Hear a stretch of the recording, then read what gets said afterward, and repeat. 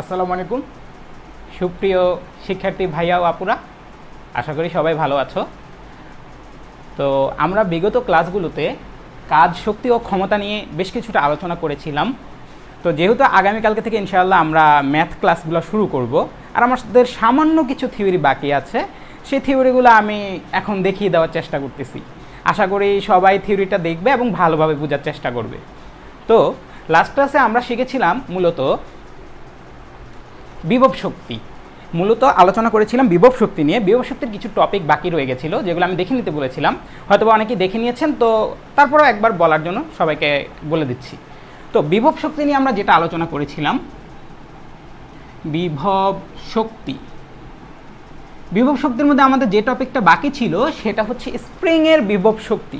তো বিভব শক্তি সম্পর্কে প্রথমেই আমরা কি জানতাম? আমরা জানতাম যে স্বাভাবিক অবস্থা বা অবস্থানের পরিবর্তনের জন্য কোনো একটি বস্তু কাজ করার যে সামর্থ্য অর্জন করে তাকেই আমরা বলে থাকি কি? বিভব শক্তি। আচ্ছা, তো আমরা যখন স্প্রিংয়ের ক্ষেত্রে চিন্তা করব, স্প্রিংয়ের ক্ষেত্রে দেখেন, আমরা যদি এরকম করি, একটা স্প্রিং এরকম স্বাভাবিক অবস্থায় ছিল, তার পরবর্তীতে আমরা করলাম কি? তার সাথে একটা ওজন ঝুলিয়ে দিব। তো ওজন যখন ঝুলিয়ে দিব তখন সে কি হবে? কিছুটা প্রসারিত হবে না? আমরা সবাই জানি সে কিছুটা প্রসারিত হবে, কারণ তাকে আমি একটা ওজন ঝুলিয়ে দিয়েছি এবং W=mg বলের প্রভাবে সে হচ্ছে নিচের দিকে চলে যাবে। আচ্ছা, ঠিক আছে, খুব ভালো কথা। এখন এর ফলে তার ভিতরে কি কোনো শক্তি আসবে? এটা কেন আসবে? আচ্ছা, ঠিক আছে, এখন আমরা প্রথমেই দেখি, যেহেতু W=mg বা একটা বল, অভিকর্ষ বল, সেটা হচ্ছে গ্র্যাভিটির ফলে আসছে, তো সেটা হচ্ছে নিচের দিকে ক্রিয়াশীল। তাহলে আমরা কি জানি? আমরা কিন্তু শিখেছি যে স্প্রিং তার বিপরীতে, নিউটনের থার্ড ল অনুযায়ী প্রত্যেক ক্রিয়ারই সমান বিপরীত প্রতিক্রিয়া আছে। তো স্প্রিং তার বিপরীত দিকে একটি প্রত্যয়নী বল দিবে, যেটাকে আমরা -Fg দ্বারা ইন্ডিকেট করতে পারি। তো এটা নিয়ে কিন্তু আমরা অনেক আলোচনা করেছিলাম যে ওই যে Fs, আপনারা স্প্রিং বল যেটা জানতেন সেই Fsটা হচ্ছে উপরের দিকে, ঠিক আছে? তো যাই হোক, সমস্যা নাই, একই জিনিস, Fg=-Fs, কারণ হচ্ছে দিকটা হচ্ছে ভিন্ন দিকে। আচ্ছা, তো আমি যদি হুট করে এই বলটা সরিয়ে দিই, মনে করেন এই ওজনটা আমার নাই, তখন কি হবে? এই প্রত্যয়নী বলের জন্য স্প্রিং আবার আগের জায়গায় চলে যাওয়ার চেষ্টা করবে, বা এটা হচ্ছে তার সাম্য অবস্থায়, এখানে সে চলে যাবে, ঠিক আছে? আচ্ছা, এই যে মনে করেন আমি যদি তাকে এই পর্যন্ত টেনে না আনতাম বা তার উপর ওজন দিয়ে এইটুকু না আনতাম, তাহলে কি সে ওই জায়গায় যাওয়ার প্রয়োজন বোধ করতো না? কারণ আমি বল না দিলে সে এইটুকু যেত, মানে এখান থেকে সে অবস্থান পরিবর্তনই করতো না। আচ্ছা, তার মানে আমি যখন তাকে দিয়ে একটা কাজ করাচ্ছি, এই যে Fg বল প্রয়োগ করে তার স্মরণ ঘটাচ্ছি, এখানে মনে করেন x পরিমাণ স্মরণ ঘটালাম, তার ফলে কি হলো? এখানে একটা কাজ হয়েছে, কিন্তু এই কাজটা করছে, আবার একই সাথে তার ভিতর কি একটা শক্তি সঞ্চার হয়েছে। শক্তি সঞ্চার হয়েছে যখনই আমি এই মানে ভরটাকে সরিয়ে দিচ্ছি, তখন এই শক্তির কারণেই সে কি করতেছে? সে আবার আগের জায়গায় ফিরে যাচ্ছে, ঠিক আছে? যখন আমি ভরটা সরিয়ে দিব, সে আবার আগের জায়গায়, অর্থাৎ এই সাম্য অবস্থানে ফিরে চলে যাবে, ঠিক আছে? তার মানে আমি স্প্রিংকে দিয়ে যখন একটা কাজ করাচ্ছি বা স্প্রিংয়ে যখন অবস্থানের পরিবর্তন করতেছি, তার মধ্যে একটা শক্তি জমা হয়েছে। তো আমরা কি জানি? অবস্থান পরিবর্তনের কারণে যে শক্তি জমা হয় সেটাকে আমরা কি বলি? বিভব শক্তি। তার মানে এখানে তার মধ্যে যে বিভব শক্তি জমা হয়েছে সেটাই পরবর্তীতে কি করতেছে? শক্তি এক রূপ থেকে অন্য রূপে রূপান্তরিত হয়। তো আমি যখন তাকে ছেড়ে দিচ্ছি, তখন এই বিভব শক্তিটা গতি শক্তিতে রূপান্তর হচ্ছে এবং গতিপ্রাপ্ত হয়ে স্প্রিংটা তার আগের জায়গায় ফিরে যাবে, ঠিক আছে? তো আচ্ছা, যাক, খুবই ভালো কথা। তো এখন আমাদের প্রথম লক্ষ্য হচ্ছে যে আমরা কিভাবে এই বিভব শক্তিটা নির্ণয় করব। তো আপনারা একটা জিনিস কিন্তু অলরেডি খেয়াল করেছেন, আমি কিন্তু আগেই বলেছি যে শক্তি কি? কাজ করার সামর্থ্যকেই শক্তি বলে। তার মানে একটা বস্তু যদি 10 জুল কাজ করে, একটা বস্তু যদি 10 জুল কাজ করে, তার মানে কি? তার কাজ করার সামর্থ্য কত? 10 জুল। তাহলে কি কাজ করার সামর্থ্যকেই যদি শক্তি বলে, তার মানে তার শক্তি কত? 10 জুলের সমান। এটাই হচ্ছে কিন্তু ঘটনা। তাহলে স্প্রিংয়ের ক্ষেত্রে আমরা কি করতাম? স্প্রিংয়ের ক্ষেত্রে আমরা যখন কাজ বের করেছি, আমরা কি দেখেছিলাম? W=12kx²। এটা হচ্ছে স্প্রিংয়ের দ্বারা কৃত কাজ ছিল, ঠিক আছে? আচ্ছা, এই কাজটা, তার মানে আমি যেহেতু বললাম যে কাজ আর শক্তি, কাজ করার সামর্থ্যকেই শক্তি বলে, তার মানে স্প্রিং যে পরিমাণ কাজ করবে সেটাই তার শক্তি। তাহলে সে যদি এই পরিমাণ কাজ করে, তাহলে এটাই কি তার শক্তি হবে? শক্তি মানে হচ্ছে এখানে বিভব শক্তি। বিভব শক্তিকে আমরা ইউ দ্বারা প্রকাশ করি, তার মানে বিভব শক্তি U=12kx²। আপনারা বললেন ভাইয়া এটা তো আমি পড়ে ফেলছি। আচ্ছা, ঠিক আছে, সমস্যা নেই, এটা পড়ছেন, ভেরি গুড। এখন এটা নিয়ে একটা ঘটনা আছে ছোট্ট, আপনাদের একটা ব্যবহারিক ছিল, সেখান থেকে আমি জিনিসটা দেখলাম যে এটার একটা গ্রাফ দেওয়া আছে, ঠিক আছে? তো গ্রাফটা কীভাবে আসলো সেটাই বলা আমার মূল লক্ষ্য উদ্দেশ্য এখানে। আচ্ছা, তো ভাইয়া মুছে দিচ্ছি। তো আশা করি এই জিনিসটা আপনাদের ক্লিয়ার হয়েছে। তো এখন এটা মুছে দিই। এখন দেখেন আমরা গ্রাফটা কিভাবে বুঝবো যে গ্রাফটা কি আসলে। হ্যাঁ, তাহলে আমি আবার সূত্রটা লিখলাম, W=12k এক্স স্কোয়ার। এখন মনে করেন আমি সুবিধার জন্য যে মানে এই জিনিসটাকে জটিলতা পরিহার করার জন্য আমি কে এর মান ধরে নিলাম 1, মানে হচ্ছে বল ধ্রুবকের মানটা কত ধরলাম 1। তো বল ধ্রুবকের মান যদি 1 হয় তাহলে ডাব্লিউ ইকুয়াল টু কত, হাফ ইন্টু এক্স স্কোয়ার। তাহলে এক্স স্কোয়ারকে যদি এক পাশে রাখি তাহলে এটাকে কি লেখা যায়, x square equal two 2w, ঠিক আছে। অথবা জিনিসটাকে আরেকভাবে আমি রিপ্রেজেন্ট করতে পারি, মনে করেন ডাব্লিউটাকে আমি ওয়াই দ্বারা প্রকাশ করলাম, যেহেতু সমীকরণে আমরা খালি এক্স ওয়াই দেখে অভ্যস্ত, ডাব্লিউকে আমি ওয়াই দ্বারা প্রকাশ করলাম, তাহলে এক্স স্কোয়ার ইকুয়াল টু কী দাঁড়াবে 2y, ঠিক আছে। তাহলে আমাদের সমীকরণটা কী দাঁড়ালো, x square equal two 2y। এখন আপনারা একটা জিনিস খেয়াল করলে দেখবেন যে এই জায়গায় কি হচ্ছিল, এখানে কিন্তু এক্স হচ্ছে যে একটা স্বাধীন রাশি এবং এক্সের ভ্যালু আমি যত দিব বা স্মরণ যত ঘটাবো সেই অনুযায়ী আমার ডাব্লিউটা কি হচ্ছে, চেঞ্জ হচ্ছে, ঠিক আছে। তার মানে অধীন রাশিকে ডব্লিউ এবং স্বাধীন রাশি হচ্ছে এক্স, এটার আন্ডারে এটা চেঞ্জ হচ্ছে, ঠিক আছে। তাহলে এটা যদি আপনারা বুঝতে পারেন, এখন আমি একটা জিনিস বলবো যে এটা মানে এই রাশিটার গ্রাফটা কেমন হবে সেটা আমি বলবো। তো এরকম আপনারা হয়তো বা আগে দেখেছেন বা হচ্ছে যারা সেকেন্ড ইয়ার আছেন তারা হয়তো বা ভালো জানেন, আপনাদের কোনিক্স চ্যাপ্টারে আপনার পরাবৃত্ত, উপবৃত্ত, অধিবৃত্ত সম্পর্কে বলা আছে। তো আমরা পরাবৃত্তর কিছু সমীকরণ জানি যে x square equal two 4ay, এটা একটা পরাবৃত্তের সমীকরণ, Y square equal two 4ax, এটা আরেকটা পরাবৃত্তের সমীকরণ। তো এই সমীকরণটা এটা ফলো করে কিনা সেটা আমরা একটু দেখি। তো এটা দেখেন x square equal to 4 into a into y, তো এটা আছে x square equal two 2y। তাহলে জিনিসটাকে আমি কীভাবে লিখতে পারি, জিনিসটাকে কিন্তু আমি এভাবে লিখতে পারি 4 ইন্টু হাফ ইন্টু ওয়াই। তাহলে দেখেন তো এটা যদি এ হয় তাহলে কিন্তু বাকিটা মিলে গেছে, তার মানে এটার সাথে মিলে গেছে। এবং এটা যেহেতু একটা পরাবৃত্তের সমীকরণ, তার মানে এই রাশিটা একটা পরাবৃত্তের সমীকরণ নির্দেশ করবে, অথবা সেমভাবে বলতে পারি এই টোটাল জিনিসটা একটা পরাবৃত্তের সমীকরণ নির্দেশ করবে। আচ্ছা ভাই আপনার কথা মানি না, আচ্ছা না মানলে সমস্যা নেই। তো আপনারা একটা জিনিস মাথায় রাখেন, দেখেন পরাবৃত্তের সমীকরণটা এরকম হয়, সাধারণত এরকম হয়, অথবা এরকম হয়, অথবা এরকম হয়, অথবা এরকম হয়। তো আপনারা যখন ম্যাথে যাবেন তখন হচ্ছে আপনারা জিনিসটা দেখবেন, ঠিক আছে। তো আমরা একটু গ্রাফিক্যালি দেখি যে জিনিসটা পরাবৃত্ত আসে কিনা বা এরকম কোনো প্যাটার্ন ফলো করে কিনা, সেই জিনিসটা আমরা একটু দেখি। তো আমাদের মূল ইকুয়েশন কোনটা ছিল, আমাদের মূল ইকুয়েশন কিন্তু ছিল এইটা, ঠিক আছে, x square equal two 2y।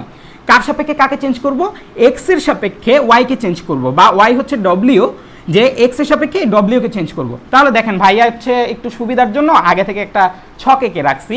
তো এদিকে হচ্ছে কি করব, আমি এক্সকে স্থাপন করলাম, ঠিক আছে, আর এইদিকে ওয়াই রূপী ডাব্লিউকে স্থাপন করলাম আমি, ঠিক আছে। তাহলে এখন যদি খেয়াল করেন আমি এই জায়গাটা একটু মুছে দিই, হ্যাঁ এই জায়গাটা মুছে দিচ্ছি। কে এর ভ্যালু আমরা ধরে নিলাম যে 1, তাহলে কে এর ভ্যালু মানে সুবিধার জন্য কে এর ভ্যালু যদি 1 হয় তাহলে এক্স স্কোয়ার ইকুয়াল টু বা হচ্ছে W equal to half x square, ঠিক আছে। তাহলে এখন দেখেন আমি মানে বিভিন্ন মান বসাবো, হ্যাঁ। তো বিভিন্ন মানের জন্য এটা কী মান প্রদর্শন করে সেটা দেখি, যে এক্স এর জন্য ডব্লিউ কী মান দিচ্ছে। তো এক্স এর মান যখন 0 তখন ডব্লিউ এর মান কিন্তু কী হবে, 0 হবে। এক্স এর মান যখন 1 তখন ডব্লিউ এর মান কী হবে, এক্স এর মান যদি 1 বসাই 1/2 তার মানে হচ্ছে 0.5। এক্স এর মান যদি আমি 2 বসাই তাহলে দেখেন 2 দুগুণা 4, 4/2 2, ঠিক আছে। এক্স এর মান যখন 2 বসাচ্ছি তখন জিনিসটার মান হচ্ছে কত 2। এখন এক্স এর মান যখন 3 বসাবো তখন জিনিসটার মান কত আসবে, 3 3 9, 9/2 তার মানে হচ্ছে 4.5। 4 বসালে 16, এরকম আপনি কোটি কোটি মান বসাতে পারেন, ঠিক আছে, কোটি কোটি। আবার দেখেন আপনি বলতেছেন যে ভাই আপনি সব ধনাত্মক দিকে নিচ্ছেন, আপনি ঋণাত্মক দিকে নিচ্ছেন না কেন। আচ্ছা ঋণাত্মক দিকেও কিছু মান নেই, ঠিক আছে। মনে করেন -1 নিলাম, -1ও যদি নেই দেখেন তো -1 স্কোয়ার তার মানে কত 0.5 আসবে। সরি এখানে এটা হচ্ছে এক্স আর এটা হচ্ছে ডব্লিউ। তো আমি যদি -1 বসাই সেটার জন্য কিন্তু আমি কত পাবো 0.5, কারণ হচ্ছে কি সব বর্গরাশির কারণে সব পজিটিভ হয়ে যাচ্ছে। আবার মনে করেন 2 যদি নেই, -2 যদি নেই তাহলেও দেখেন 2 আসে, -3 নেই তাহলে দেখবেন যে 4.5 আসে, -4 নেই তাহলে দেখবেন 16 আসে।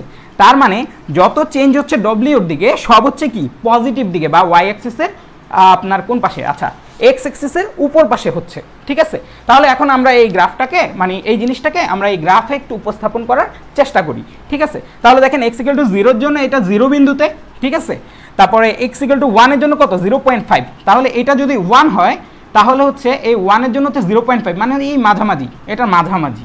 তারপর দেখেন এটার মান যখন 2 তখন কত দেখাচ্ছে 2 দেখাচ্ছে। এটার মান যখন 2 তখন হচ্ছে কোথায় 1 2 এখানে দেখাচ্ছে, ঠিক আছে। আমারটা এক্সাক্ট হবে না হয়তো, আপনারা একটু এক্সাক্ট করে নেবেন। এটার মান যখন 3 তখন হচ্ছে 4.5, দেখেন 1 2 3 1 2 3 4, এই যে 4.5 এখানে, অনেকটা এখানে, হ্যাঁ। তারপরে যখন মান হচ্ছে কত পর্যন্ত গেলাম, মান 3 পর্যন্ত গেছি। মান যদি 4 হয়, 4 কত 1 2 3 4, 4 যদি হয় 16 পর্যন্ত, দেখি আমার 16টা ঘর আছে কিনা। 1 2 3 4 5 6 7 8 9, আমার 16 পর্যন্ত ঘর নাই। তাহলে মনে করেন 4-এর জন্য এদিকে কোথাও হবে, ধরে নেন এদিকে কোথাও হলো, 5-এর জন্য আরও উপরে কোথাও হবে। ভাইয়া গ্রাফটা যেহেতু বড় আঁকছে সেহেতু একটু এরকম দেখাচ্ছে, হ্যাঁ। তো এই জিনিসটাকে যদি আমরা যোগ করি অনেকটা এরকম আসবে, হ্যাঁ। তো আমি মিলানোর সুবিধার্থে এটা এখানে দিয়ে দিই, ঠিক আছে। তো অনেকটা এরকম আসলো, এটাকে একটু এদিকে দিয়ে দিই, দিলাম। আপনারা একটু ভালো করে রাখলে বুঝতে পারবেন, হ্যাঁ। তাহলে একটা জিনিস দেখেন, ধনাত্মক দিকের জন্য বা ধনাত্মক মানগুলোর জন্য আমি এরকম গ্রাফ পাইছি, তাহলে এই যে ঋণাত্মক মানগুলোর জন্য কি আমি সেম একটা গ্রাফ পাবো এদিকে কিন্তু এরকম একটা গ্রাফ পাবো, হ্যাঁ। আপনারা যদি বসাতে চান বসিয়ে দেখতে পারেন, বাসায় বসিয়ে দেখবেন। তাহলে দেখেন তো, আমি কিন্তু আপনাদেরকে বলছিলাম এই যে এটা কিন্তু একটা প্যারাবোলা নির্দেশ করে, এটাও প্যারাবোলা নির্দেশ করে, এটাও, ঠিক আছে। দেখেন তো এটা কিন্তু একটা প্যারাবোলার মতো চলে আসছে, ঠিক আছে। আবার আমরা শুরুতেই যখন তুলনা করছি পরাবৃত্তের গ্রাফের সাথে, তখন কিন্তু আমরা দেখছিলাম এটা কি x² = 4ay ওই সমীকরণের সাথেও মিলে যায়, ঠিক আছে। তার মানে কি, তার মানে হচ্ছে যে এই যে আপনার w = 12kx², এইটার যদি আমি একটা সমীকরণ আঁকাই, সমীকরণ না, একটা গ্রাফিক্যাল রিপ্রেজেন্টেশন করি, তাহলে সেটা কি নির্দেশ করবে, একটা প্যারাবোলা নির্দেশ করবে। তো ভাইয়া এটা কিভাবে আসতে পারে? ভাইয়া আমি আপনাদেরকে বলি, মনে করেন আপনাদের উদ্দীপকে হয়তো বা কখনো এরকম একটা গ্রাফ দিয়ে দিতে পারে এবং সেখান থেকে আপনাকে মান বললো না, মনে করেন আপনাকে সরণ বলে দিল, বললো যে 2 মিটার সরণ হয়েছে, সেটার ফলে কাজের কি পরিবর্তন হয়েছে, হইতে পারে এটা নৈবিত্তিকে আসলো, ধরেন, হ্যাঁ, নৈবিত্তিকে আসলো। তো আপনার এত বড় হিসাব তো করার কোনো প্রয়োজন নাই, আপনি গ্রাফ থেকে দেখবেন, তারপরে ডেটা নিয়ে এখান থেকে মানটা বের করে ফেলবেন, ঠিক আছে। তো আশা করি জিনিসটা সবার কাছে সহজ মনে হয়েছে। তো এটাই ছিল আপাতত আপনার স্প্রিংয়ের বিভব শক্তি এবং সেটার জন্য যে গ্রাফিক্যাল রিপ্রেজেন্টেশন সেটা। তো আমরা এখন একটু সামনের দিকে প্রসিড করব।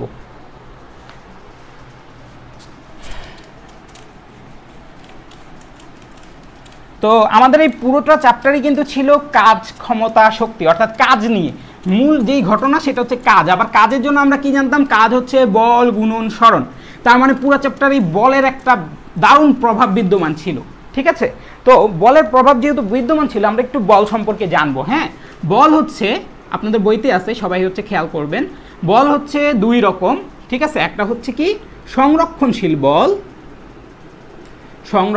বল, আরেকটা হচ্ছে অসংরক্ষণশীল বল, ঠিক আছে, অসংরক্ষণশীল, ঠিক আছে।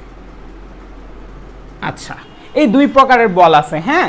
তো আমরা যদি দেখতে চাই যে সংরক্ষণশীল বল কি আর অসংরক্ষণশীল বল কি, তাহলে সংরক্ষণশীল বলের সুন্দর সংজ্ঞাটা হচ্ছে কোনো একটা পূর্ণচক্র সম্পন্ন করে যদি তার আদি অবস্থানে ফিরে আসে, তাহলে কোনার উপর যে বল দ্বারা সম্পাদিত কাজের পরিমাণ 0 হয় সেই বলকে বলে সংরক্ষণশীল বল। আচ্ছা, আমরা দেখি সংরক্ষণশীল বলে তাহলে কয়েকটা পয়েন্ট আছে।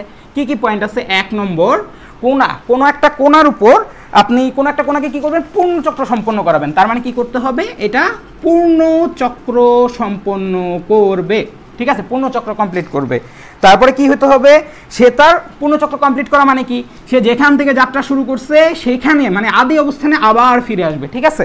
আচ্ছা, ফিরে আসলে কোনাটার উপর একটা বল যদি প্রযুক্ত না হয় তাহলে কি তার সরণ হবে? হবে না। বল প্রযুক্ত হয়েছে বিদায়ী সে পুরো জায়গাটা ঘুরে আসছে, ঠিক আছে, বা সরণ অতিক্রম করছে। তো কাজের পরিমাণ কত হইতে হবে? 0 হইতে হবে, কাজের পরিমাণ 0 হইতে হবে, ঠিক আছে।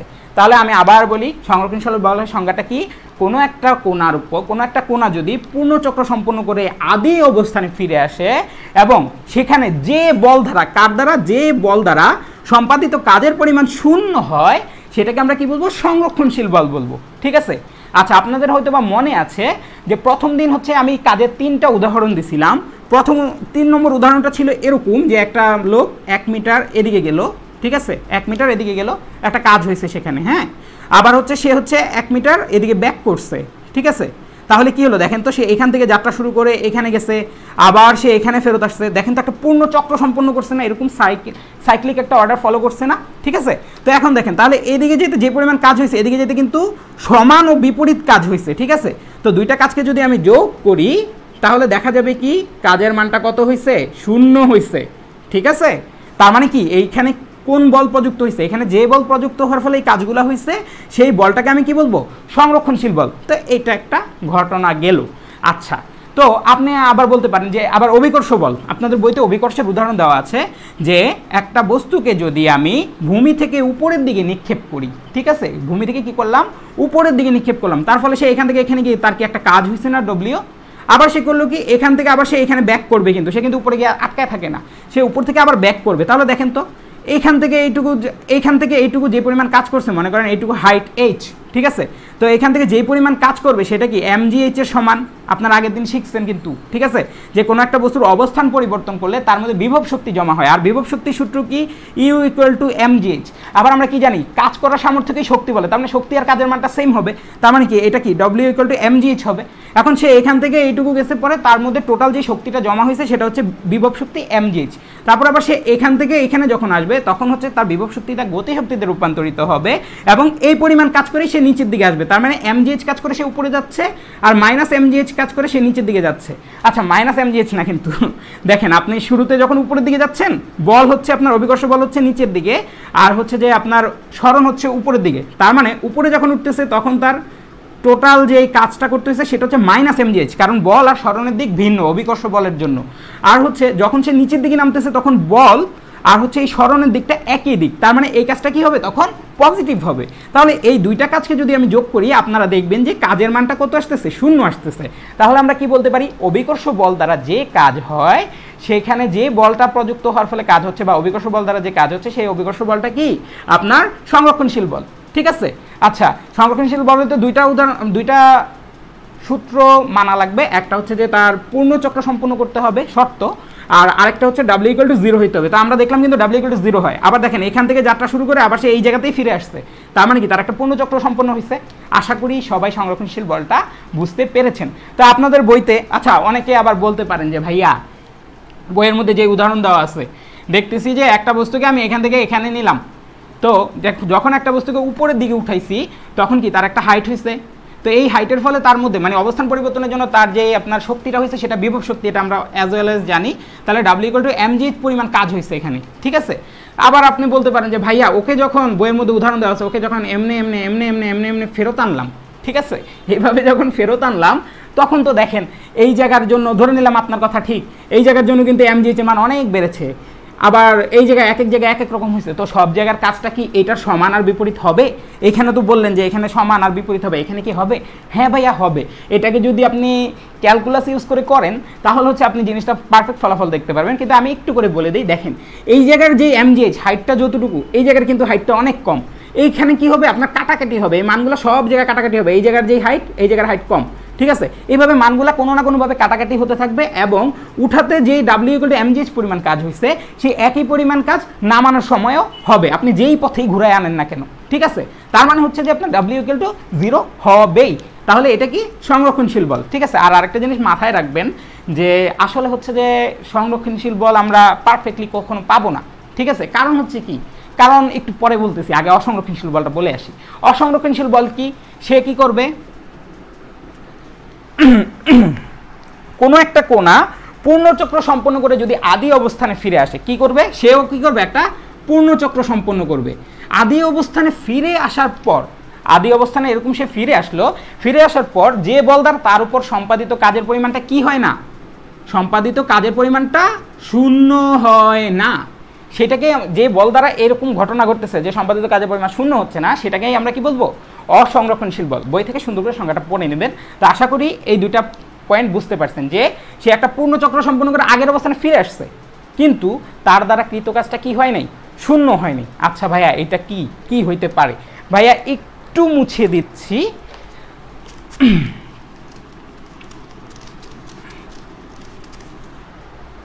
দেখেন যদি খেয়াল করেন, একটা বস্তু মনে করেন ভূমির উপর আছে, তাকে আমি এদিকে বল দিয়ে নিয়ে যাচ্ছি, ঠিক আছে, এদিকে বল দিয়ে নিয়ে যাচ্ছি। এখন দেখেন সে যখন একটা তলের উপর আছে তখন কি তল বরাবর একটা ঘর্ষণ বল সবসময় বিপরীত দিকে ক্রিয়া করবে না, বস্তুটার গতি যেদিকে ঘর্ষণ বল সবসময় তার বিপরীত দিকে ক্রিয়া করবে, এটাই কিন্তু ঘর্ষণের ধর্ম, ঠিক আছে। তো মনে করেন ফ্রিকশন এদিকে, ঠিক আছে, তো ফ্রিকশন বল, এখন দেখেন ফ্রিকশন বল দ্বারাও কিন্তু একটা কাজ হচ্ছে, হ্যাঁ, বল এদিকে, কিন্তু এই বলের কারণে, আচ্ছা এই বলটা এদিকে সরণ হচ্ছে এইদিকে, হ্যাঁ, আবার যদি আমি ফ্রিকশনের ক্ষেত্রে চিন্তা করি, ফ্রিকশন কিন্তু অ্যাট দ্য সেম টাইম উল্টা দিকে কাজ করতেছে, কিন্তু সরণ হচ্ছে উল্টা দিকে। কথা কি বুঝতে পারছেন? যে এই বলের কারণে সরণ হচ্ছে এদিকে, তার মানে এই বলের জন্য যেই কাজ হবে সেটা পজিটিভ হবে, বল আর সরণ একই দিকে। কিন্তু অ্যাট দ্য সেম টাইম যখন ফ্রিকশন হচ্ছে এদিকে, ফ্রিকশনও হইতেছে উল্টা দিকে, আর হচ্ছে সরণ হচ্ছে ফ্রিকশনের উল্টা দিকে। ঠিক আছে, তাহলে ফ্রিকশনের জন্য যেই কৃত কাজ WF সেটা কি হবে F × S, ধরে নেন এরকম। হ্যাঁ, এবং একটা জিনিস দেখেন, বল যেদিকে সরণ তার উল্টা দিকে, তার মানে কি এই জিনিসটা নেগেটিভ হচ্ছে।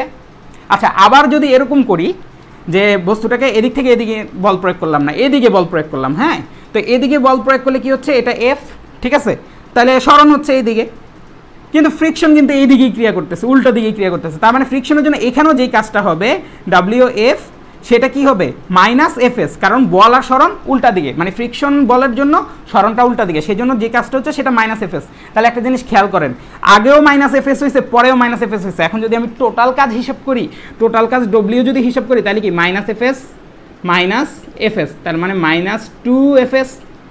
এটা কি কখনো পজিটিভ হওয়া সম্ভব? ফ্রিকশনের জন্য যেই কাজ হবে সব সময় কি হবে, নেগেটিভ হবে। ঠিক আছে, তার মানে তো এখানে পূর্ণচক্র সম্পন্ন কিন্তু করছে, এই যে এখানে গেল আবার ফেরত আসলো, পূর্ণচক্র কিন্তু সম্পন্ন হয়েছে, কিন্তু সম্পাদিত কাজের পরিমাণ কি শূন্য হয়েছে? হয় নাই, এটা নেগেটিভ আসছে।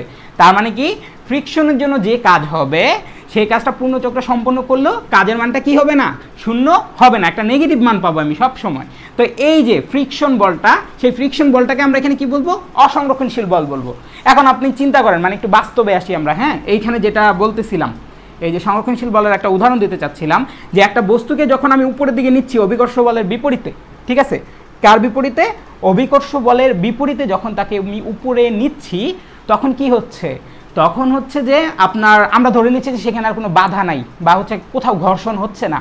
কিন্তু একটা জিনিস কি জানেন, এখানে কিন্তু বাতাস আছে, আপনারা সবাই জানেন। তো এখানে বাতাস আছে, বাতাস কিন্তু তাকে বাধা দিতেছে। তা আপনি বলতে পারেন, ভাইয়া বাতাস তো বাধা দিতেছে, এটাও তো এক প্রকার ঘর্ষণ, বা এটা এক প্রকার সান্দ্রতা। হ্যাঁ ভাইয়া আছে, কিন্তু হচ্ছে সংরক্ষণশীল বলটা হচ্ছে একটা আদর্শ বল, যেখানে এই সকল কোনো বাধা আপনার মানে কাউন্ট করা হয় না, বা বাধা বিবেচনা করা হয় না। তো আশা করি আপনারা সংরক্ষণশীল বল এবং অসংরক্ষণশীল বলটা বুঝতে পারছেন। তো আপনাদের বইয়ের মধ্যে সংরক্ষণশীল ও অসংরক্ষণশীল বলে কয়েকটা উদাহরণ দেওয়া আছে, আপনারা একটু কাইন্ডলি দেখে নেবেন। আচ্ছা, বর্তমানে আমরা যে টপিকটা জানবো সেটা হচ্ছে যে আপনার শক্তির নিত্যতা। ঠিক আছে, আপনারা সবাই শক্তির নিত্যতা সম্পর্কে জানেন যে মহাবিশ্বের মোট শক্তির পরিমাণ নির্দিষ্ট ও অপরিবর্তনীয়, শক্তি শুধুমাত্র এক রূপ থেকে অন্য রূপে রূপান্তরিত হয়। তো আমরা যদি এটার একটা উদাহরণ দিতে চাই, বা হচ্ছে বাস্তব একটা উদাহরণ দিতে চাই, সেটা আপনারা দেখবেন কোথায়, সেটা আপনারা দেখতে পারবেন হচ্ছে কাপ্তাই। কাপ্তাইয়ের মধ্যে কি করা হয়, কাপ্তাই হচ্ছে আপনার একটা বিদ্যুৎ কেন্দ্র আছে, সেটাকে বলা হয় জলবিদ্যুৎ কেন্দ্র। সেখানে করা হয় কি, পাহাড়ের উপর একটা জায়গায় পানিকে কি করা হয়, পানিকে সংরক্ষণ করা হয় বা জমানো হয়। ঠিক আছে, অনেক পানি এক জায়গায় যখন জমে, তারপর করা হয় কি, পানিটাকে ছেড়ে দেওয়া হয়। যেহেতু পাহাড়ের উপর, তার মানে ভূমি থেকে তার একটা হাইট আছে। ঠিক আছে, ভূমি থেকে যেহেতু একটা হাইট আছে h, তার মানে ওই জায়গার পানিতে কি একটা বিভব শক্তি জমা আছে mgh। ঠিক আছে, ওই বিভব শক্তিটা হলো কি, আপনার যখন পানিটাকে আমি ছেড়ে দিলাম, বিভব শক্তিটা গতিশক্তিতে রূপান্তরিত হচ্ছে এবং নিচে পড়তেছে।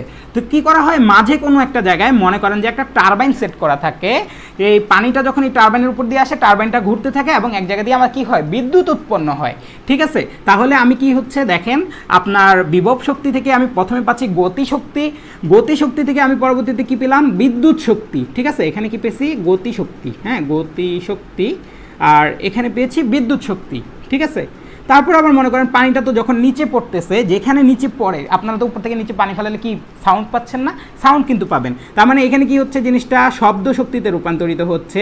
আবার আপনারা যদি খেয়াল করে দেখেন, তাহলে দেখবেন যে আপনার যখন উপর থেকে পানি নিচে পড়ে, তখন সেই জায়গার পানিটা হচ্ছে একটু গরম হয়ে যায়, মানে যে জায়গায় পড়তেছে সেই জায়গার পানিটা একটু গরম থাকে সব সময়। তার মানে সেখানে কি হচ্ছে, তাপ শক্তিতে রূপান্তরিত হচ্ছে। তাহলে দেখেন, একটা শক্তি থেকে আমি কত রকম বিভব শক্তি ছিল শুধুমাত্র, সেইটা থেকে আমি কত রকম শক্তি পেলাম। ঠিক আছে, তার মানে শক্তি যে এক রূপ থেকে অন্য রূপে রূপান্তরিত হয়, আশা করি এটা আপনারা বুঝতে পারছেন। ঠিক আছে, এটা আপনারা সবাই জানেন, তারপরে একবার মনে করাই দিলাম। তো এটা হচ্ছে যে আমাদের শক্তির নিত্যতা ছিল। এখন আমাদের এই চ্যাপ্টার অনুযায়ী আমরা যেটা জানবো সেটা হচ্ছে যান্ত্রিক শক্তির নিত্যতা। ঠিক আছে, তো আমরা যান্ত্রিক শক্তি সম্পর্কে এতকাল পড়াশোনা করতেছি গত ক্লাস থেকে। যান্ত্রিক শক্তি, যান্ত্রিক শক্তিকে আমরা কয় ভাগে ভাগ করেছি, যান্ত্রিক শক্তিকে আমরা দুই ভাগে ভাগ করেছি। একটি হচ্ছে বিভব শক্তি, আরেকটি হচ্ছে গতি শক্তি। ঠিক আছে, যখন অনেক রকমের শক্তি ছিল তখন একটা অন্যটার মধ্যে রূপান্তরিত হয়েছে। ঠিক আছে, যান্ত্রিক শক্তি থেকে আমি গতিশক্তি পাইছি, গতিশক্তি থেকে আপনার বিদ্যুৎ শক্তি, তারপর হচ্ছে শব্দ শক্তি, তাপ শক্তি। ঠিক আছে, তো এখন দেখেন আমরা শুধু যান্ত্রিক শক্তি নিয়ে হিসাব করব। তো যান্ত্রিক শক্তির আমি দুইটা জিনিস ভাগ করছি, বিভব আর গতিশক্তি। ঠিক আছে, তাহলে বিভব শক্তি কিসে রূপান্তরিত হবে? গতিশক্তিতে, আর গতিশক্তি রূপান্তরিত হবে বিভব শক্তিতে। ঠিক আছে, তাহলে এটা নিয়ে আমরা একটু আলোচনা করি। আসেন, আপনাদের বইয়ের মধ্যে যান্ত্রিক শক্তির নিত্যতা নিয়ে একটা কথা বলা আছে। সেটা কি, কোনো একটা জায়গায় যদি সংরক্ষণশীল বল ক্রিয়া থাকে, তো যখনই সংরক্ষণশীল বলের কথা বলছে, সংরক্ষণশীল বল কিন্তু একটা আদর্শ বল, যেটার আশেপাশে আর কিছু নাই। ঠিক আছে, কোনো ঘর্ষণ নাই, কিছু নাই, এটা আমরা কল্পনা করে নিচ্ছি। তো যখন একটা জায়গায় একটা ঘর্ষণ বল ক্রিয়াশীল, সংরক্ষণশীল বল ক্রিয়াশীল থাকবে, তখন সেই জায়গার গতিশক্তি ও বিভব শক্তির সমষ্টি সর্বদা ধ্রুব থাকবে। ঠিক আছে, মানে কি, আমরা কি জানি, ওই যে শক্তি কিন্তু কখনো ধ্বংস হয় না বা বিনাশ হয় না। তার মানে হচ্ছে আপনার গতিশক্তি, মনে করেন আপনার টোটাল শক্তি আছে 10 জুল, সেখান থেকে আপনার এখন শক্তি তো দুইটা প্রকার, শুধুমাত্র বিভব শক্তি আর গতিশক্তি। তো আপনার যদি 5 জুল থাকে বিভব শক্তি, আপনার বাকি 5 জুল কী হবে? বাকি 5 জুল হবে গতিশক্তি। আবার ধরেন কোনো একটা মুহূর্তে আপনার 6 জুল হচ্ছে গতিশক্তি, তাহলে বাকি যে 4 জুল থাকবে সেটা কি হয়ে যাবে? বিভব শক্তি হয়ে যাবে। অর্থাৎ শক্তি কি হবে? এক রূপ থেকে অন্য রূপে রূপান্তরিত হবে, কিন্তু ধ্বংস হবে না বা বিনাশ হবে না। ঠিক আছে, এই জন্য আপনাদের যান্ত্রিক শক্তির নিত্যতায় বলছে যে কোনো ব্যবস্থায় কেবল সংরক্ষণশীল বল ক্রিয়া করলে সে ব্যবস্থায় যে গতিশক্তি ও বিভব শক্তি রয়েছে তাদের সমষ্টি সবসময় কি হবে? ধ্রুব হবে। তো বিভব শক্তিকে ইউ দ্বারা প্রকাশ করলে ও গতিশক্তিকে কে দ্বারা প্রকাশ করলে এই দুইজনের সমষ্টিটা কি হবে? ধ্রুব হবে। ঠিক আছে, আচ্ছা ভাইয়া এই জিনিসটা আরেকটু বলি, আন্ডারস্ট্যান্ড, এই জিনিসটা যদি আরেকটু বলি আমি, দেখেন আপনারা তো জানেন যে আমরা গতিশক্তি কে ইকুয়াল টু কত? গতিশক্তি কে equal to half mv square, তার মানে গতিশক্তি নির্ভর করে বেগের উপর। আর আপনার বিভব শক্তি ইউ ইকুয়াল টু mgh, ইউটা বা বিভব শক্তিটা নির্ভর করে এইচ এর উপর। হ্যাঁ, তো একটা বস্তুকে যখন আমি উপরে রাখবো, একদম উপরে, তখন আমার এইচ এর মান কি? সর্বোচ্চ। এইচ এর মান কি? একদম পিকে আছে সে, এই জায়গায় এইচ এর মান হচ্ছে সর্বোচ্চ, পুরা এইচ। তার মানে এই জায়গায় টোটাল যে শক্তি আছে সেটা কি শক্তি? বিভব শক্তি। হ্যাঁ, বিভব শক্তি। তো বিভব শক্তি কত? mgh বা ইউ ইকুয়াল টু mgh। এখন আপনারা যদি চিন্তা করেন, এই জায়গায় আমি যখন বস্তুটাকে ধরে রাখছি তখন তার বেগ কত? 0। তো বেগ 0 হওয়ার কারণে তার কে বা হচ্ছে যে আপনার এই যে আপনার গতিশক্তিটার মান কত? Half mv square. তো ভি এর মান 0 হওয়ার কারণে আপনার গতিশক্তি হচ্ছে 0। তাহলে এই জায়গায় যে টোটাল যে যান্ত্রিক শক্তি আছে সেই যান্ত্রিক শক্তিটা কি? যান্ত্রিক শক্তি। তো এটা কি আপনার mgh প্লাস 0। কারণ কি, আমরা শিখছি কি, যান্ত্রিক শক্তির সমষ্টি সর্বদা কি হয়? ধ্রুব হয়, বা সরি, বিভব শক্তি ও গতিশক্তির সমষ্টি সর্বদা ধ্রুব হয়, অর্থাৎ যান্ত্রিক শক্তি ধ্রুব হয়। তাহলে এখন দেখেন যান্ত্রিক শক্তি কি? এই জায়গায় টোটাল যে শক্তি আছে সেটা, তাহলে টোটাল শক্তিটা কত? mgh plus 0। তাহলে হচ্ছে কতটুকু হলো? mgh। এখন মনে করেন সে এই জায়গা থেকে এই পয়েন্টে আসলো। হ্যাঁ, এই পয়েন্টে আসলে তার তো আর এইচ উচ্চতা নাই, তার উচ্চতা মনে করেন x। ঠিক আছে, তাহলে x উচ্চতায় তার যে বিভব শক্তি আছে সেটা কত হবে? বিভব শক্তি যেটা আছে সেটা হবে হচ্ছে যে আপনার ইউ ইকুয়াল টু mgx। আবার এই জায়গায় মনে করেন তার বেগ ছিল 0, কিন্তু এখানে কিন্তু সে একটা বেগ লাভ করছে, সেটা মনে করেন v1। তাহলে এখানে তার কি হবে? একটা আপনার গতিশক্তি থাকবে, সেটাকে আমরা হাফ mv1 স্কোয়ার দ্বারা প্রকাশ করতে পারি। এই দুইটাকে আবার আমি যোগ করব, ইউ প্লাস কে যখন যোগ করব তখন mgx plus half mv1 square. এখন আমাদের আবার যান্ত্রিক শক্তির নিত্যতা থেকে আমরা কি জানি যে শক্তির পরিমাণ নির্দিষ্ট, শক্তি কখনো হচ্ছে যে আপনার বিনাশ হবে না বা ধ্বংস হবে না, শুধু এক রূপ থেকে অন্য রূপে রূপান্তরিত হবে। তাহলে দেখেন আপনার এই জায়গায় কি হয়েছে? টোটালটা ছিল বিভব শক্তি, সেই বিভব শক্তির কিছুটা অংশ এখনও আছে বিদ্যমান, বাকি অংশটা গতি শক্তিতে রূপান্তরিত হয়ে গেছে। তাহলে আমি যখন দুইটাকেই যোগ করব তখন কিন্তু আমি যেই শক্তিটা পাবো সেটা ওই আগের শক্তি সমান হবে। ঠিক আছে, মনে করেন আগে ছিল 10 জুল, এখন এটা হয়ে গেছে মনে করেন আপনার 5 জুল, আর এইটাও হয়ে গেছে 5 জুল। তাহলে ওই টোটাল কিন্তু 10 জুলই থাকবে। ঠিক আছে, এটা কিন্তু যান্ত্রিক শক্তি থেকে আমরা জানি। তো এখন একদম যদি আমরা নিচের পয়েন্টে চলে আসি, এখানে কিন্তু হাইট নাই, হাইট কত? 0। এখানের ক্ষেত্রে তাহলে ইউ কত হবে? ইউ হচ্ছে mgh কত? 0, কারণ এইচ এর মান কত? 0। আর এখানে বেগের মানটা কি হবে? সর্বোচ্চ হবে, মানে যে সময় পড়বে তার আগের মুহূর্তে বেগের মানটা কি হবে? সর্বোচ্চ হবে। তার মানে কে হচ্ছে এখানে ম্যাক্সিমাম, ভি হচ্ছে এখানে কি? ম্যাক্স বা ম্যাক্সিমাম। তাহলে কি? Half mv max square. ঠিক আছে, তো এটা জানলেন। তাহলে এখানে টোটাল যে শক্তির মানটা সেটা কি হবে? হাফ mv স্কোয়ার বা এই যে ম্যাক্স। ঠিক আছে, এখানে যে টোটাল শক্তি বা যান্ত্রিক শক্তিটা, এখানে যদি আমি যোগ করি দুইটা, তাহলে আমি এইটা পাবো। ঠিক আছে। তো আশা করি বুঝতে পারছেন আপনাদের যান্ত্রিক শক্তির নিত্যতা এটাই বলছে যে টোটাল শক্তির পরিমাণ নির্দিষ্ট, শক্তিটা খালি এক জায়গা থেকে অন্য জায়গায় রূপান্তরিত হবে, কিন্তু সবসময় যে কোনো পয়েন্টে যদি আমি শক্তিটা যোগ করি, টোটাল শক্তি যোগ করি, তাহলে সবসময় আমি জিনিসটা সেম পাবো।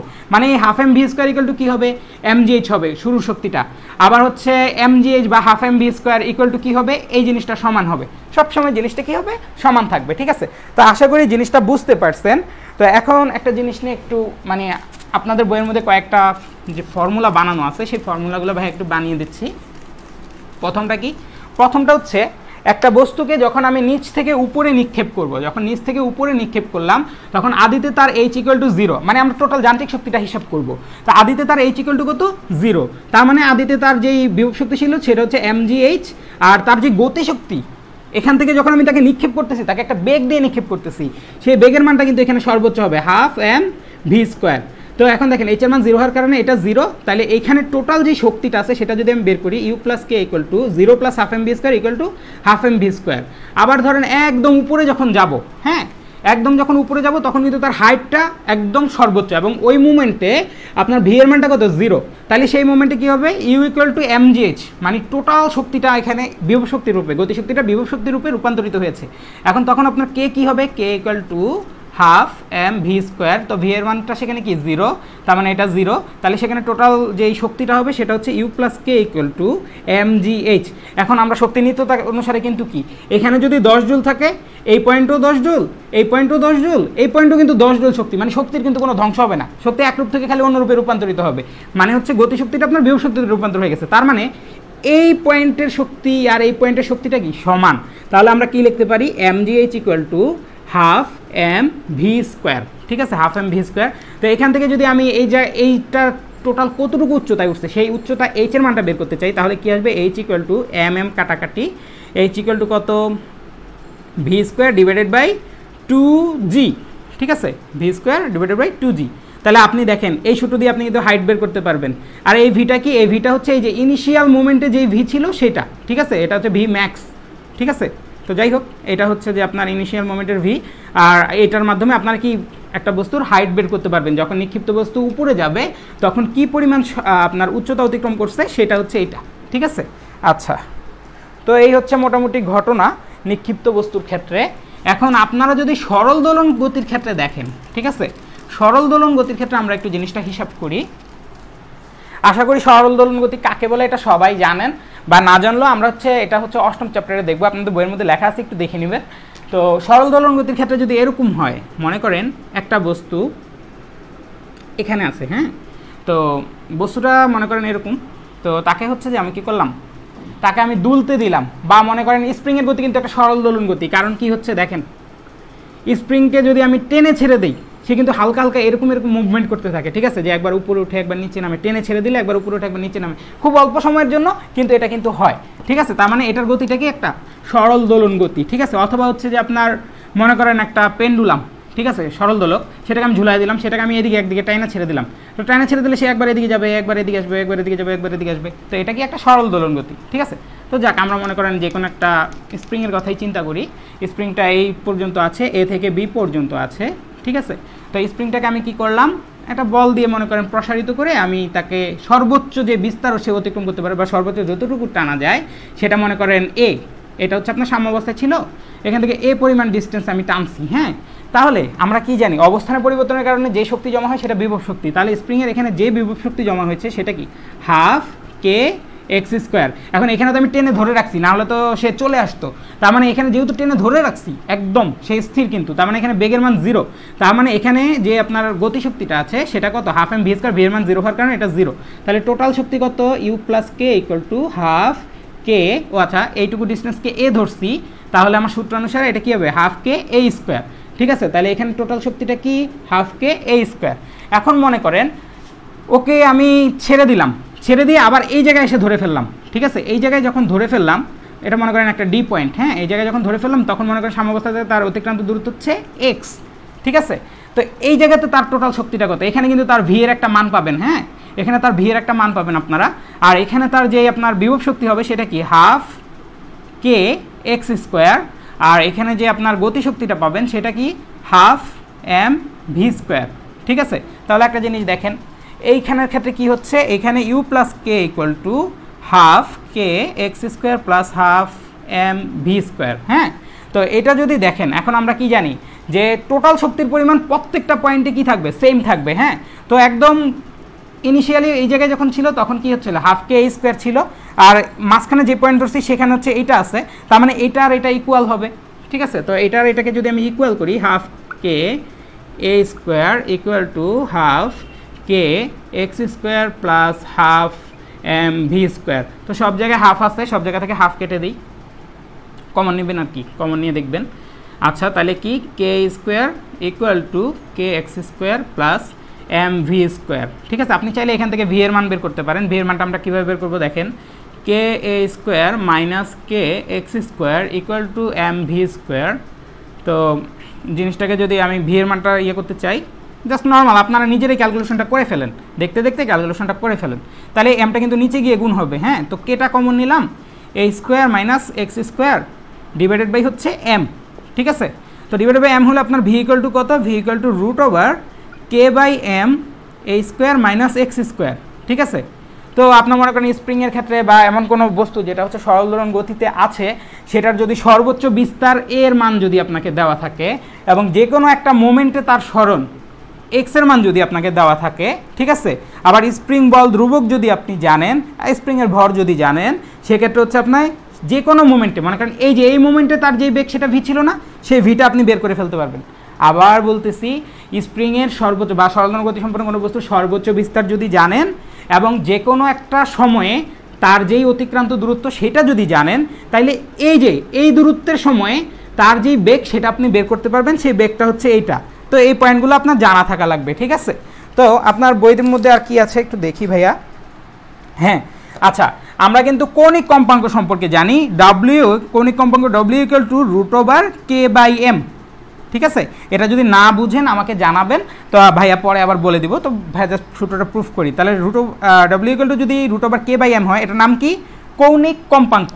তো আপনি এইখানে কি লিখতে পারেন, root over K by M into root over A square minus X square, এরকম কিন্তু এটাকে লিখতে পারেন, আশা করি দেখা যাচ্ছে। হ্যাঁ, তাহলে এটাকে আবার কি লিখতে পারেন, W equal to root over A square minus X square, কারণ আমরা কি জানি কৌণিক কম্পাঙ্ক W equal to root over K by M, তো root over K by M এর জায়গায় আমি ডব্লিউ লিখলাম আর এটাকে এখানে লিখলাম। ঠিক আছে, তো আপনাকে যদি এরকম ইয়েও দেওয়া থাকে যে আপনার কৌণিক কম্পাঙ্ক দেওয়া থাকে, সেক্ষেত্রে আপনি অঙ্কটা এইভাবে করবেন। ঠিক আছে, তো এই মুহূর্তে আমরা জানবো যে সরল দোলকের ক্ষেত্রে যান্ত্রিক শক্তির নিত্যতা।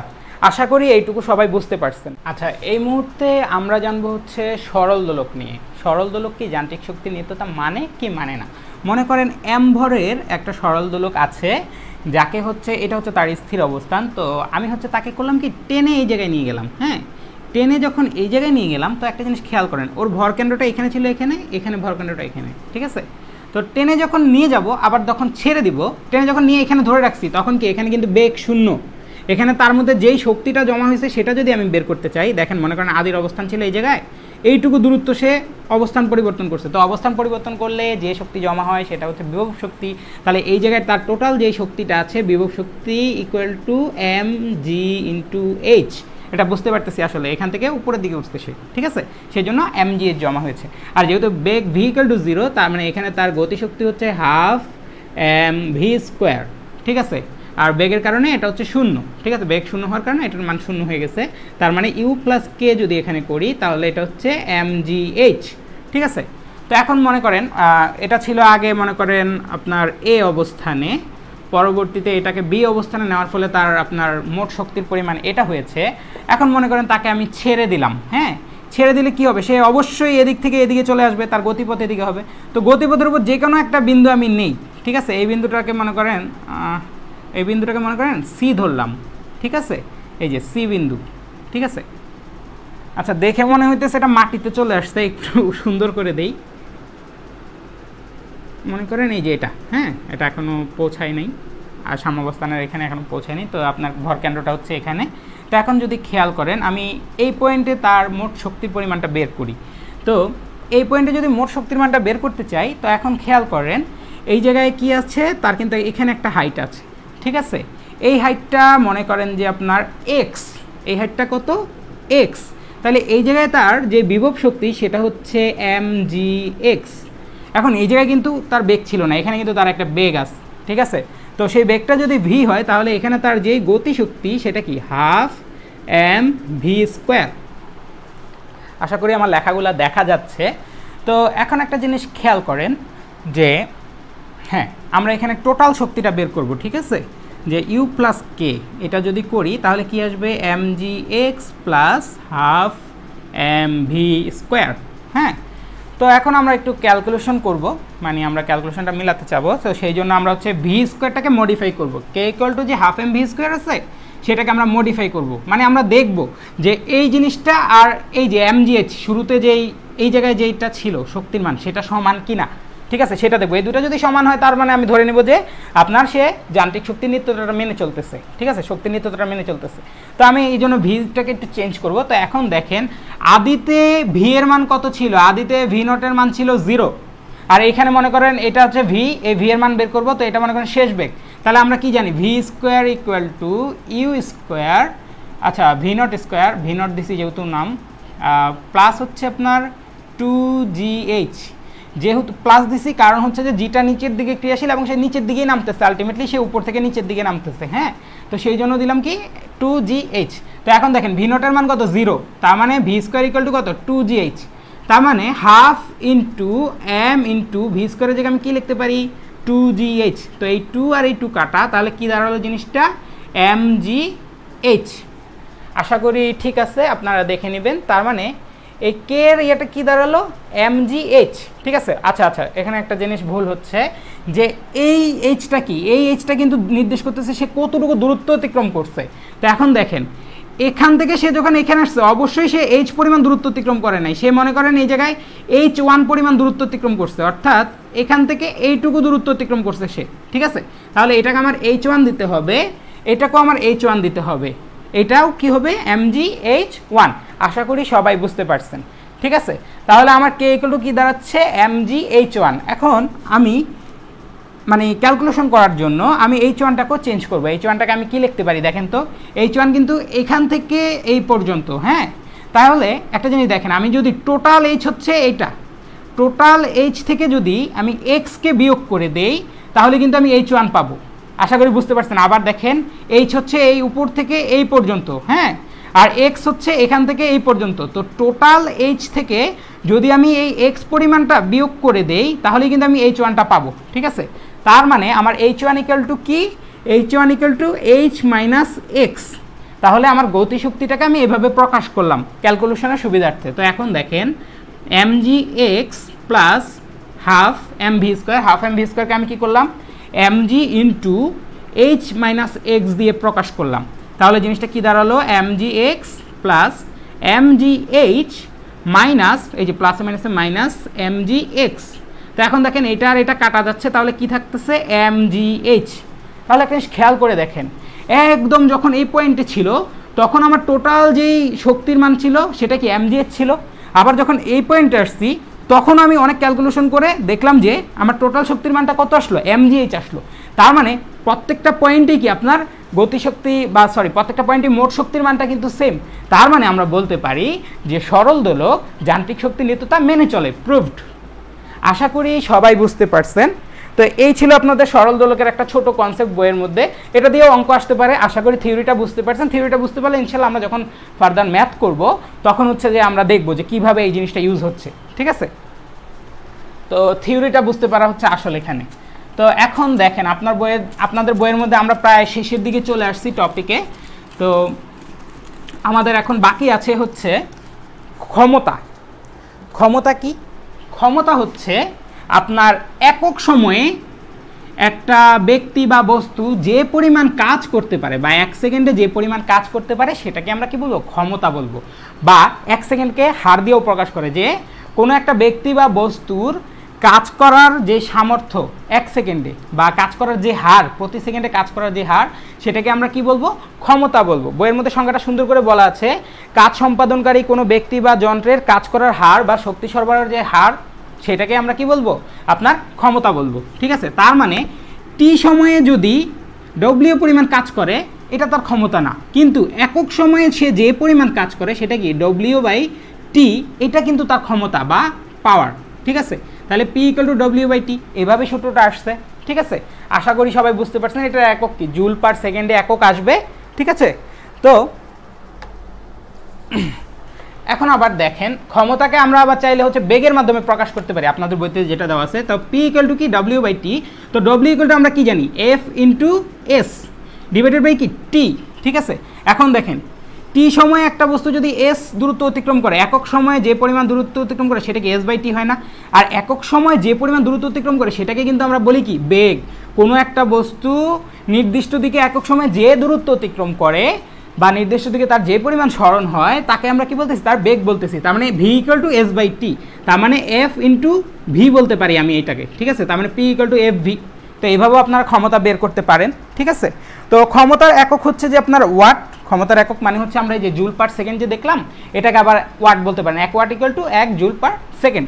আচ্ছা, তো এইগুলো ছিল মোটামুটি কনসেপ্ট। আপনারা মাত্রা, তারপরে হচ্ছে যে এখানে কি মানে একক, এই জিনিসগুলো একটু নিজেরা দেখে নেবেন। তো আপনারা অনেক সময় কিন্তু অনেক কিছু শুনছেন যে ইঞ্জিন বলে যে আমার ইঞ্জিনটা হচ্ছে 2 হর্স পাওয়ারের, আমার ইঞ্জিনটা হচ্ছে 5 হর্স পাওয়ারের, এরকম বলে। ঠিক আছে, গাড়ির ইঞ্জিন, হ্যাঁ গাড়ির ইঞ্জিন, তারপর হচ্ছে পানি তোলার যে মেশিন সেগুলা। ঠিক আছে, তো এগুলো কিন্তু হর্স পাওয়ারে বলে। হর্স পাওয়ারটা কি, একটা সময় যখন ওয়াট ছিল না বা ওয়াট এককটা ইউজ করা হতো না তখন হচ্ছে হর্স পাওয়ার এককটা ইউজ করা হতো। ঠিক আছে, তো 1 হর্স পাওয়ার বা অশ্ব ক্ষমতা 1 হর্স পাওয়ার = হচ্ছে 746 ওয়াট। ঠিক আছে, তো এই জিনিসটা আপনাদের জানা লাগবে, কারণ অনেক সময় অঙ্কের মধ্যে আপনাদেরকে হচ্ছে কিলোওয়াট মেগাওয়াটে দেওয়া থাকে, তখন আবার বলে যে হর্স পাওয়ারে কনভার্ট করো বা কত হর্স পাওয়ার হচ্ছে মান। তো তখন হচ্ছে যে আপনার এই জিনিসটা এভাবে করে নিতে হবে যে 1 হর্স পাওয়ার = 746 ওয়াট। তো আশা করি এই জিনিসগুলো খুবই সহজ, এই জিনিসগুলো আপনারা বোঝেন। তো এখন আমরা যেটা দেখব লাস্ট টপিক আমাদের, যে কর্মদক্ষতা। কর্মদক্ষতা। তো কর্মদক্ষতা কি প্রথমেই বলে নিই, একটা ইঞ্জিন, ঠিক আছে, একটা ইঞ্জিনে আমি যে পরিমাণ, মনে করেন 10 HP একটা ইঞ্জিনের ক্ষমতা, ঠিক আছে, সে কিন্তু 10 HP বাস্তব জীবনে কাজে লাগাতে পারে না। ঠিক আছে, দেখা যায় যে 10-এর জায়গায় মনে করেন খুব ভালো ইঞ্জিন হইলে মনে করেন সে আপনার 9.5 HP কাজে লাগাইতে পারলো, বাকি 0.5 কাটা গেল। হ্যাঁ, সাধারণত এতও পারে না, হ্যাঁ এতও পারে না, আরও কম পারে, অর্ধেকেরও কম পারে। মানে বর্তমানে যে সিস্টেম সেই সিস্টেম অনুযায়ী অর্ধেকেরও কম পরিমাণ কাজে লাগাতে পারে শক্তি। তো আচ্ছা ধরে নেন, আপনি ধরে নেন কম হয়েছে, কারণ কি, এটার কারণ কি, আপনার মনে করেন বিভিন্ন ঘর্ষণ বল, তারপর অন্যান্য বাধা টাধা উল্টা দিকে উল্টা দিকে কাজ করে, যার ফলে কি হয়, আপনি টোটাল যে পরিমাণ কাজ করতে চান সেটা করতে পারেন না আসলে। ঠিক আছে, তার মানে আপনি প্রদত্ত, মানে আপনি টোটাল ক্ষমতা এটা দেওয়ার চেষ্টা করেন, প্রদত্ত ক্ষমতা হচ্ছে আপনার এইটা, কিন্তু আপনি ফিডব্যাক বা কাজে লাগাইতে পারতেছেন কতটুকু, ফিডব্যাক পাচ্ছেন কতটুকু, এইটুকু পরিমাণ। ঠিক আছে, তার মানে কি, আমি যে পরিমাণ দিচ্ছি সেই পরিমাণ পাচ্ছি না, তাহলে তো আমার কর্মদক্ষতা একদম অ্যাকুরেট হলো না, কর্মদক্ষতা 100% হবে না। তাহলে আমার কি করতে হবে, কর্মদক্ষতাটা কি, আমি কি পরিমাণ কাজ পাচ্ছি, কাজ কি পরিমাণ পাচ্ছি, বা হচ্ছে কি পরিমাণ হচ্ছে যে আমার শক্তি কাজে লাগতেছে, ঠিক আছে, ডিভাইডেড বাই হচ্ছে কি পরিমাণ আমি কাজ দিচ্ছি। জিনিসটাকে সুন্দরভাবে এভাবে বলা যায় যে কার্যকর ক্ষমতা বা কার্যকর শক্তি ডিভাইডেড বাই হচ্ছে প্রদত্ত শক্তি, যে আপনার টোটাল শক্তির কত % কাজ করতেছে ডিভাইডেড বাই যদি প্রদত্ত শক্তি দেন, ঠিক আছে, এটাই হচ্ছে যে আপনার কর্মদক্ষতা। ঠিক আছে, এটা কি আপনার কর্মদক্ষতা, এবং এটা কখনোই 100% হইতে পারে না। ঠিক আছে, কারণ হচ্ছে যে আপনার বললামই তো, বাস্তব জীবনে অনেক রকমের বাধা আসবে, যে বাধাগুলো অতিক্রম করতে গিয়ে আপনার অনেক শক্তি অপচয় হয়ে যাবে, যার ফলে আপনি কার্যকর শক্তিটা প্রদত্ত শক্তি থেকে কম পাবেন। তো এটাকে আমরা কিন্তু পার্সেন্টেজে হিসাব করি। ঠিক আছে, তো আপনাকে যদি কোনো একটা বস্তুর কর্মদক্ষতা যদি বলে 70%, এটার মানে কি, এটার মানে হচ্ছে যে 100-তে সে কত ভাগ, পার্সেন্টেজ মানে কি শতকরা, 100-তে কত করতে পারে, তার মানে তার মধ্যে যদি আমি 100, ঠিক আছে, তার মধ্যে প্রদত্ত ক্ষমতা যদি 100 হয়, সেখান থেকে আমি কী পরিমাণ কাজ পাবো, সেখান থেকে কাজ পাবো হচ্ছে 70 পরিমাণ। ঠিক আছে, 100 জুল কাজ করতে চাইলে সেখান থেকে আমি কাজ পাবো কত, 70 জুল। ঠিক আছে, এই হচ্ছে ঘটনা। তো এই হচ্ছে মোটামুটি কর্মদক্ষতা। তো আর কর্মদক্ষতাকে হচ্ছে ইটা দ্বারা প্রকাশ করা হয়, এটার নাম হচ্ছে ইটা। ঠিক আছে, তো আপনারা এটা মনে রাখবেন। তো এই ছিল মোটামুটি আপনাদের চ্যাপ্টার। তো আশা করি আপনারা পুরো চ্যাপ্টারটা বুঝতে পারছেন। আর যদি আজকের এই রেকর্ডেড ক্লাসটা যদি কেউ না বুঝতে পারেন বা কোথাও কোনো সমস্যা হয়ে থাকে আপনারা অবশ্যই আমাকে জানাবেন।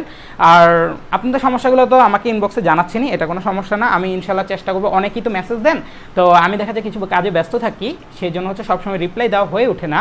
তো আমি চেষ্টা করবো ইনশাল্লাহ সবারই রিপ্লাই দেওয়ার জন্য। এবং আপনারা শেখার চেষ্টা করেন, ঠিক আছে? শিখতে শুরু করলেই ইনশাল্লাহ শেখা হয়ে যাবে।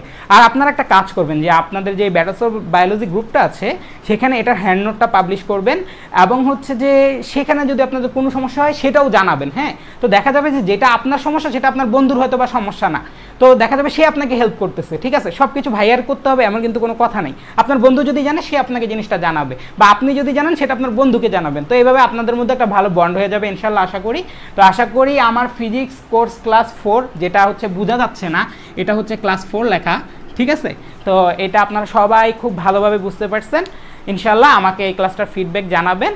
আপনাদের সবাইকে ভালো থাকার একটা জানে যে আপনারা সবাই ভালো থাকুন, সুস্থ থাকুন, এই কামনা করেই আজকের ক্লাসটা শেষ করতেছি। সবাই আমার জন্য দোয়া রাখবেন। আসসালামু আলাইকুম।